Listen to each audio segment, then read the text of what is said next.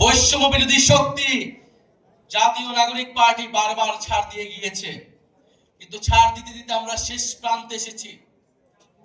আমরা এবার ছাড় দিব না, আমরা এবার আদায় করে নিব যে গণ অভ্যুত্থানের পরে নতুন বাংলাদেশের প্রতিশ্রুতি আমরা দিয়েছি, যে গণতন্ত্র প্রতিষ্ঠার প্রতিশ্রুতি দিয়েছি, অন্তর্বর্তী সরকার যে প্রতিশ্রুতি দিয়েছে শহীদের রক্তের উপর দিয়ে প্রতিষ্ঠিত হয়েছে, সেই প্রতিশ্রুতি আদায় না করে এই সরকার যেতে পারবে না।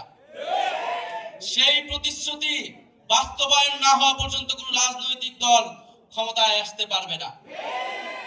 ফলে আমরা এখনো বলবো, আসুন জাতীয় ঐক্যের স্বার্থে, স্থিতিশীলতার স্বার্থে আমরা সেই প্রতিশ্রুতিগুলো একে একে পূরণ করি।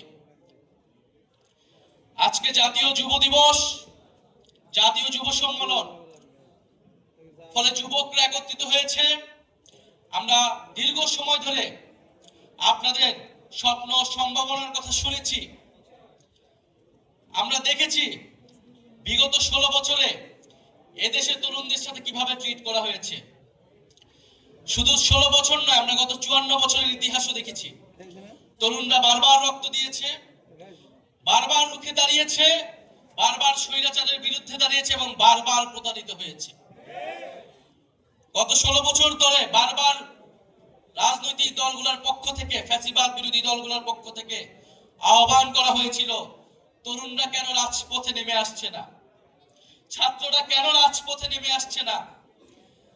জেনজিরা অ্যাপলিটিক্যাল, তারা রাষ্ট্র নিয়ে ভাবে না, সমাজ নিয়ে ভাবে না।